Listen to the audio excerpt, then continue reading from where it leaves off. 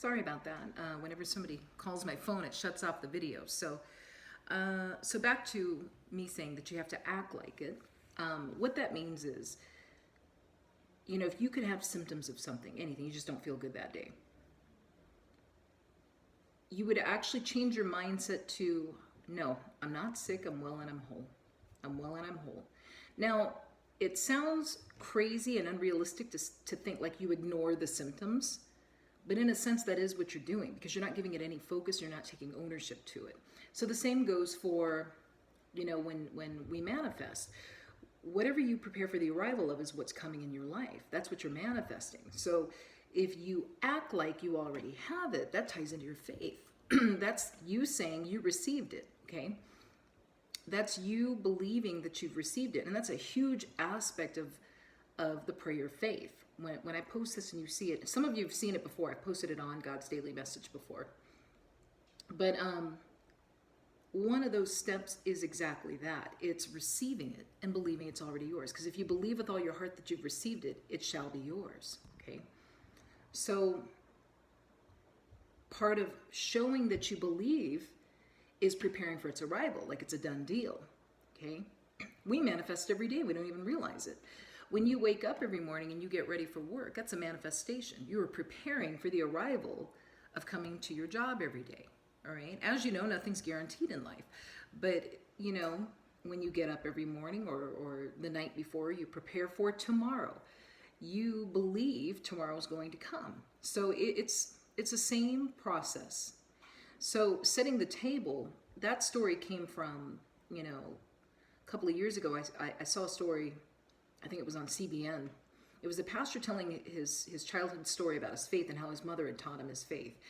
And he recalled a time when, they grew up in a household with a lot of children, not very much money. He remembered a time when they didn't have any food in the kitchen. And his mother told him to go set the table. And he knew there was no food. And so she said, set the table anyway. He set the table. She gathered all the children around. They joined hands. They prayed. And within that hour, the doorbell rang and somebody left groceries on their doorstep. So he never forgot that. And see, that story inspired me so much, and I never forgot it, that Jesus will use it as when he comes through to me, he'll say, go set the table. Because he'll know exactly that I'll know exactly what that means. And so if I ask for something, in particular, I may hear, go set the table. God will say, go forth ahead of me. That means it's going to be there when you get there. Don't worry about how I'm going to get this. Don't worry about the how factor. God and Jesus are the how factor. That's where we complicate things so much, is we try to figure out how are we going to do this? How are we going to come out of this situation? God and Jesus Christ. That's how. Remember what I told you, goes back to previous videos. We're the answer. We're the cure for everything. And that means we make the effort. We're the cure for everything. Okay? My chicken's cooking in the oven right now. So we're going to go back to where we left off after, Noah. Now, what I've had to do, because as I mentioned before, there are some aspects of the Old Testament where they start going into the different generations, right? And the different names of the people after they were born. They're very hard to pronounce names. I don't want to spend too much time on something that's really not your primary focus, because you got to remember, this is the Old Testament that I'm reading. There's a New Testament, a new promise, a new covenant. But this is just giving you the history and the understanding of where it all began, which is still equally important. But there's some aspects of the Bible that go a little too much into detail about the different generations and the names of the children. They're hard to pronounce. You're probably not going to remember them anyway. So I kind of jumped ahead in some of these paragraphs and highlighted what is important. So Noah and his sons. Now the sons of Noah who went out of the ark were Shem, Ham, and Japheth. And Ham was the father of Canaan. These three were the sons of Noah, and from these the whole earth was populated. And Noah began to be a farmer, and he planted a vineyard. Then he drank of the wine and was drunk and became uncovered in his tent. And Ham, the father of Canaan, saw the nakedness of his father and told his two brothers outside. But Shem and Japheth took a garment and laid it on both of their shoulders and went backward and covered the nakedness of their father. Their faces were turned away, and they did not see their father's nakedness. So Noah awoke from his wine and knew what his younger son had done to him. Then he said, Cursed be Canaan, a servant of servants he shall be to his brethren. Blessed be the Lord, the God of Shem, and may Canaan be his servant. May God enlarge Japheth, and may he dwell in the tents of Shem, and may Canaan be his servant. See, some people were given authority to curse, or I call it assigning energy, okay? When you declare something, you're declaring something, that's a statement of faith. You are calling the next move of God, right? I do it all the time. Declare the next move of God. Say it with all power. That's why you guys see me with my passion a lot of times when I pray or I say something with so much power. That's because I'm declaring with faith. And Noah lived after the flood 350 years. So all the days of Noah were 950 years, and then he died. Nations descended from Noah. Now this is the genealogy of the sons of Noah, Shem, Ham, and Japheth. And sons were born to them after the flood. So now the new generations start to, continue now, right? It's a new beginning. So the sons of Japheth were Gomer, Magog, Madai, and Javan, Tubal, Mesech, and Tiras. Forgive me if I don't pronounce those properly. The sons of Gomer were Ashkenaz, Riphath, and Togarmah. The sons of Javan were Elisha, Tarshish, Kittim, and Dodanim. From these, the coastland people of the Gentiles were separated into their lands, everyone according to his language, according to their families, into their nations. You're going to hear that term Gentiles quite a bit in the Bible. That's why I have that highlighted. Now, this is also why, we'll get to that part about why God separated people by countries and regions and languages, okay? Because everybody was doing their own thing. The sons of Ham were Cush, Mizraim, and Put, and Canaan. The sons of Cush were Seba. Actually, I won't go further into that. Cush begot Nimrod. He began to be a mighty one on the earth. He was a mighty hunter before the Lord. Therefore it is said, like Nimrod, the mighty hunter before the Lord. And the beginning of his kingdom was Babel, Erech, and Akkad, and Calming in the land of Shinar. From that land he went to Assyria and built Nineveh and Rehoboth, Calah. And you see what I'm saying? You're not going to remember all of this. And Rezin between Nineveh and Calah, that is the principal city. So this is just kind of showing you the beginning of cities being created and populations and generations, okay? Mizraim begot Ludim and Ananim and Lahabim. I won't go any further with those. Whom came the Philistines and Caphtorim. So there are different names for these different cities and people. Different names for the people. Canaan begot Sidon, his firstborn, and Heth. The Jebusith, the Amorite, and the Girgashite, I can't pronounce that, the Hivite, the Archite, and the Sinite. See, this might be just a little too much. Afterward, the families of the Canaanites were dispersed, and the border of the Canaanites was from Sidon as you go toward Gerar, as far as Gaza. Then as you go towards Sodom and Gomorrah. Now that's a common name. You guys will get to that part in the chapter in the Bible. That's a common, familiar place, okay? Admah and Zeboim as far as Lasha. These were the sons of Ham, according to their families, according to their languages and their lands and in their nations. And children were born also to Shem, the father of all the children of Eber, the brother of Japheth, the elder. Now I'm going to skip over this because it starts going into the sons of Shem and Elam. Again, it goes back to just so many names that are hard to pronounce that you're not going to remember, okay? Again, there are certain specific names and people that God anointed and appointed in the Bible that are going to be what you want to remember, such as Noah or Jacob or, we'll get to those names, okay? These were the sons of Shem, according to their families, according to their languages, in their lands, according to their nations. Do you see how everybody had their own different, thing? These were the families of the sons of Noah, and according to their generations, in their nations. And from these nations were divided on the earth after the flood. Now we're getting to the Tower of Babel, right? Now the whole earth had one language and one speech back then. And it came to pass, as they journeyed from the east, that they found a plain in the land of Shinar, and they dwelt there. Then they said to one another, "Come, let us make bricks and bake them thoroughly." They had brick for stone, and they had asphalt for mortar. And they said, "Come, let us build ourselves a city and a tower whose top is in the heavens. Let us make a name for ourselves, lest we be scattered abroad over the face of the whole earth." Okay, so that was everybody trying to come together and create their own thing. I believe with all my heart and my perception, that was the beginning of us creating the carnal world. That's what I believe, okay? But the Lord came down to see the city and the tower which the sons of men had built.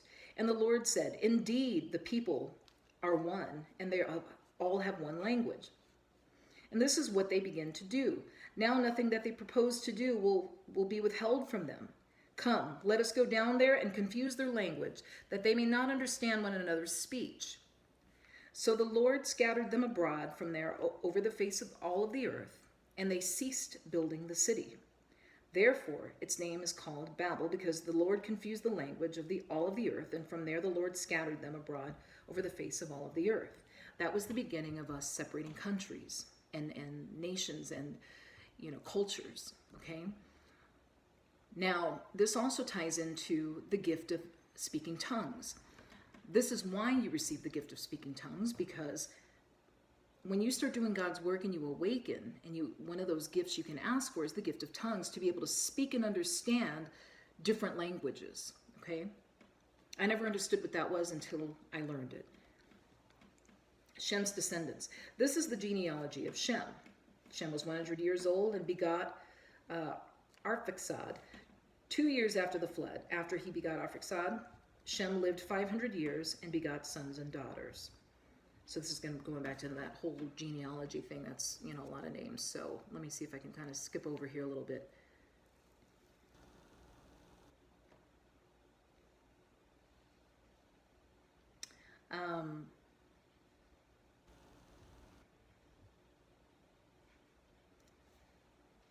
So Shem, these are like his children and his generation. So Terah lived 70 years and begot Abram, Nahor, and Haran. Terah's descendants. See, it kind of goes a little too far. We're going to skip over this a little bit, because it's not really of,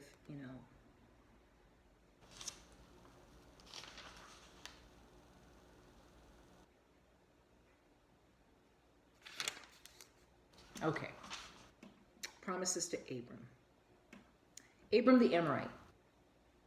The accounts of the patriarchs, I'm going to give you a little kind of brief historical, piece here, fit within the setting of Mesopotamia at this time. Abram was surely from an Amorite family, and that family's migration from Ur to Haran in Syria to southern Palestine follows the general pattern of the Amorite expansion. The patriarch's way of life corresponds to that of semi-nomadic shepherds, although occasionally they were acted like the more warlike Hebrew, as when Abram leads his men to battle in Genesis 14. The God who speaks to Abram is seen at least partly as the God of the clan, referred to often as the God of the fathers. Although Abram's relationship with his God follows many of the Amorite patterns, it also differs from Amorite religion in significant ways. For instance, Abram's God repudiates child sacrifice. Moreover, God is not just a local clan deity, although he makes a covenant with a particular family. That covenant exists in order to bless all the families of the earth. So promises to Abram.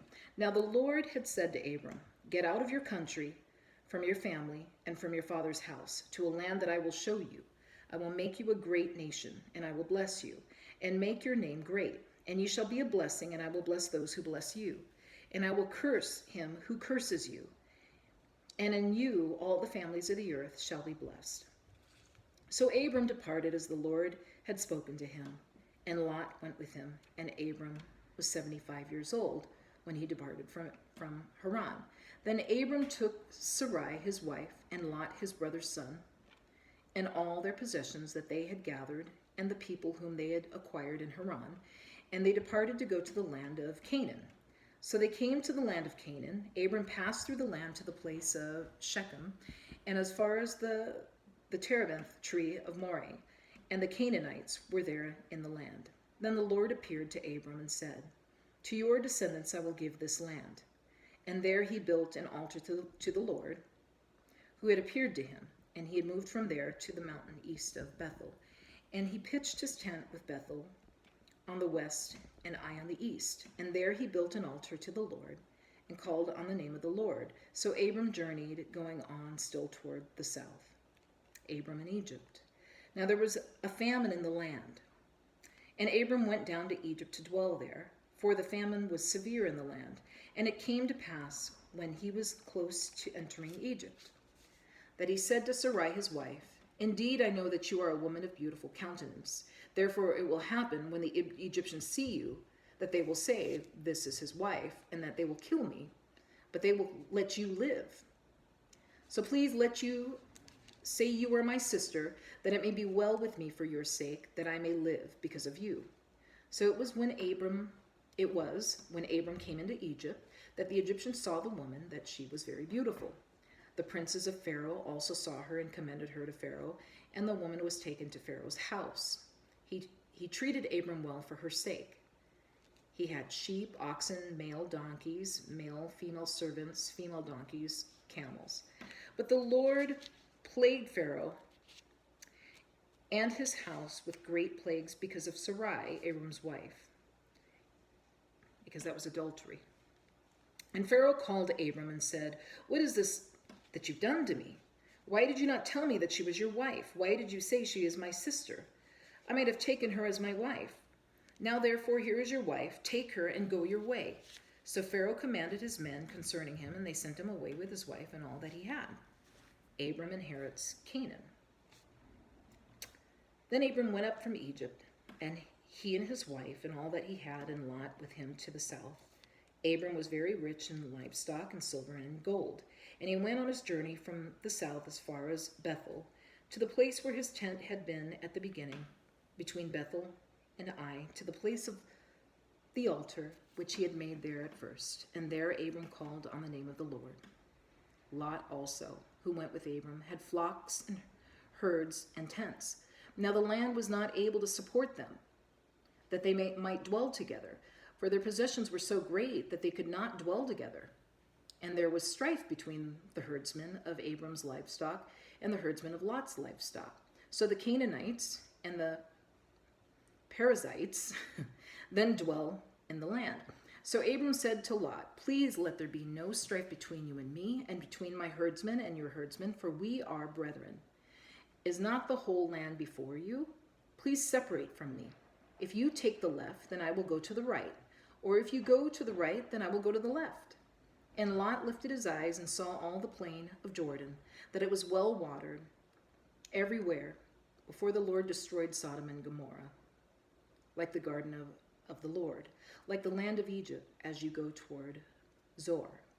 Then Lot chose for himself in the plain of Jordan, and Lot journeyed east. And they separated from each other. Abram dwelt in the land of Canaan, and Lot dwelt in the cities of plain, and pitched his tent even as far as Sodom. But the men of Sodom were exceedingly wicked and sinful against the Lord.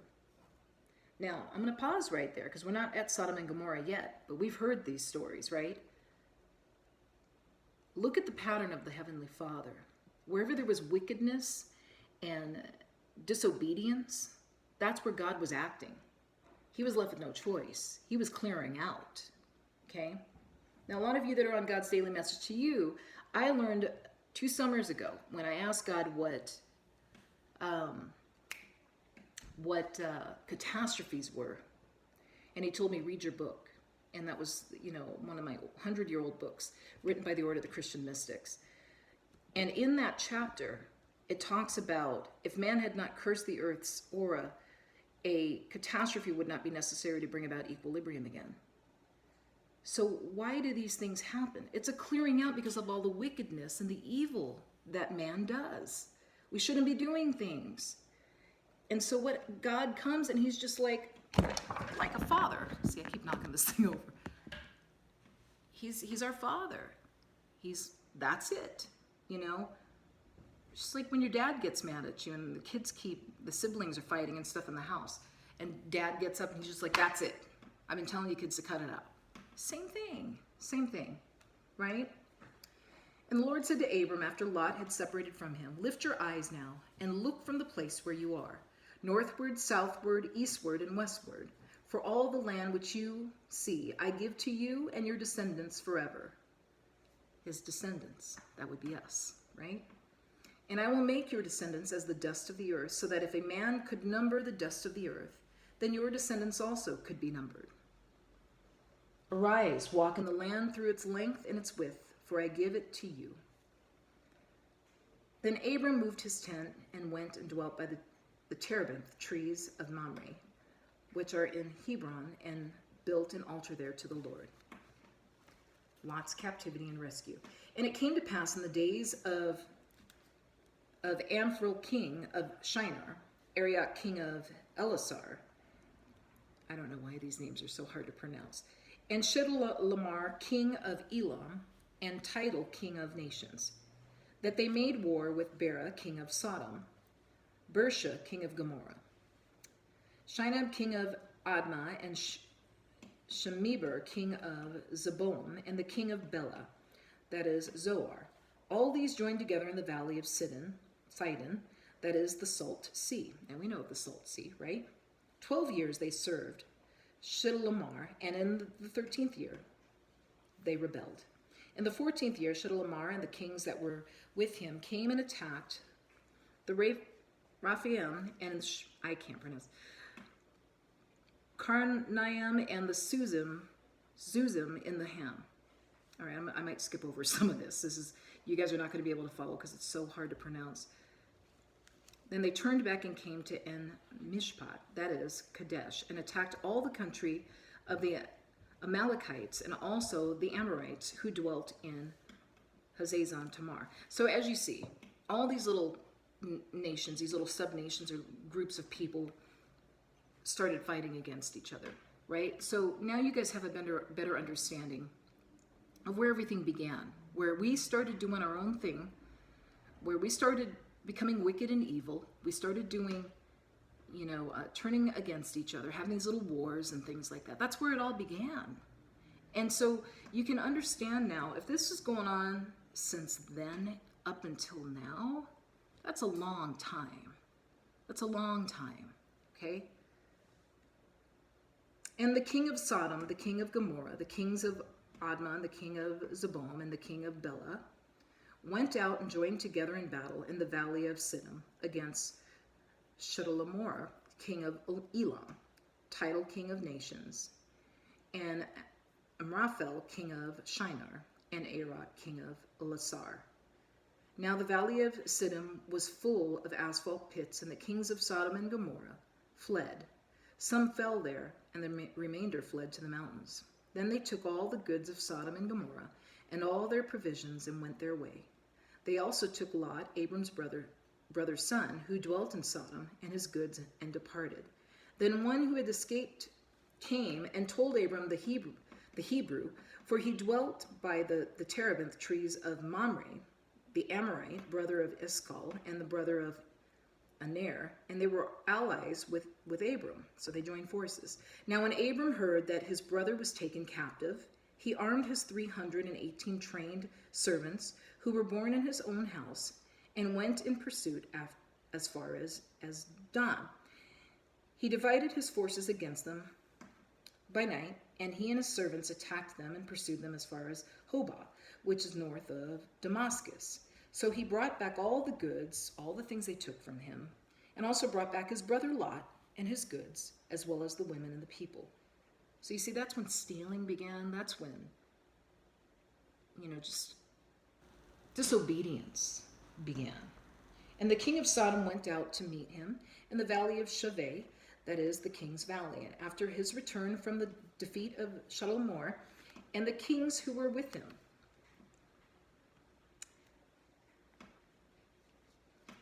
Then, I can't pronounce his name, Melchizedek, king of Salem, brought out bread and wine. He was the priest of God Most High, and he blessed him and said, Blessed be Abram of God Most High, possessor of heaven and earth, and blessed be God Most High, who has delivered your enemies into your hand.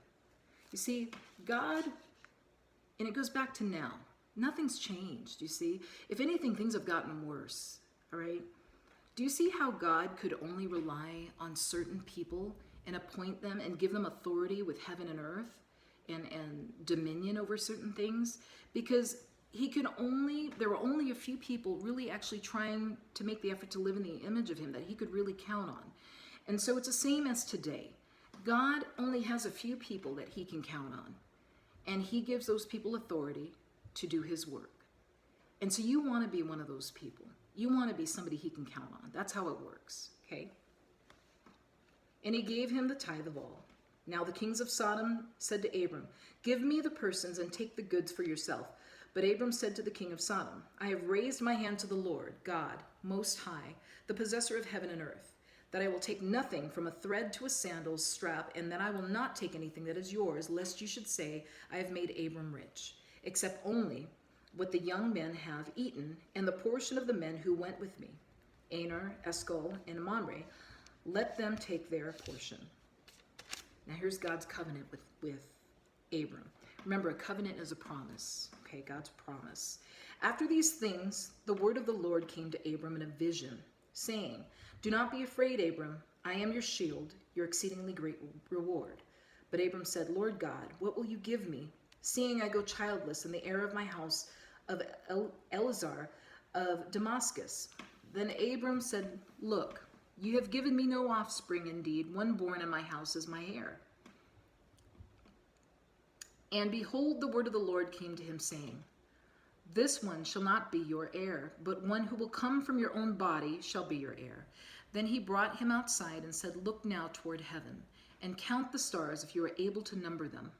And he said to him, So shall your descendants be.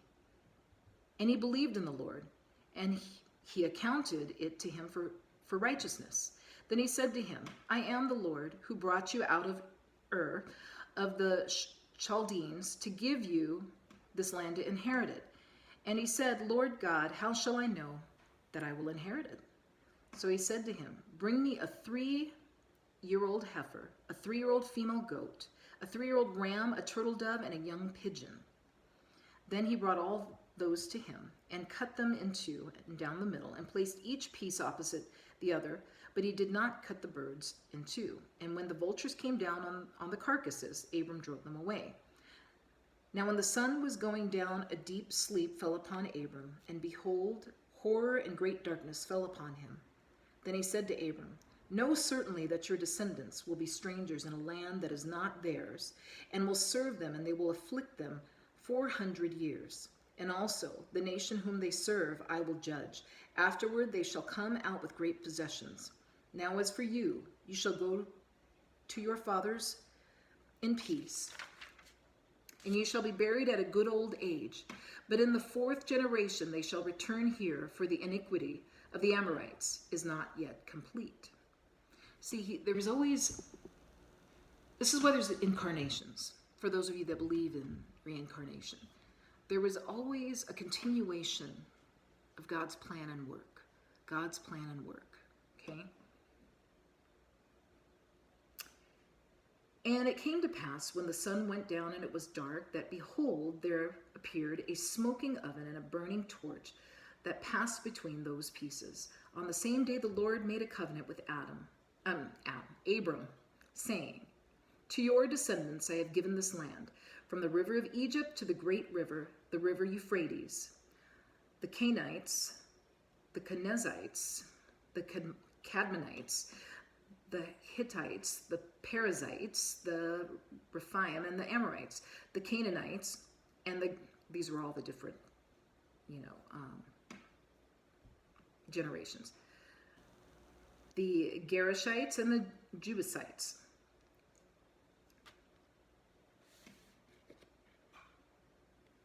So we're going to stop there, okay? Because again, I give you guys a little bit at a time so that you don't get overwhelmed and get bored, okay? not to be disrespectful or anything with the Bible, but what happens is when somebody's reading to you, or you go too long, you lose your audience. Okay, so you don't want to overwhelm, and so I'm going to give you guys a little bit at a time. Again, this is going to be an ongoing progress. You guys will see when you open up the Bible and read it yourself. You'll see the struggles I come into when I can pronounce some of the things in there, or some of the names that are just kind of, you're not going to remember.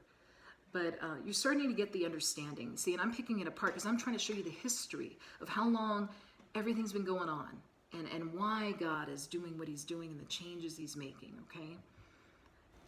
It's a long time coming, all right? There's a lot of things that, are long overdue. If this has been going on since biblical times, come on. This has been going on for a long time.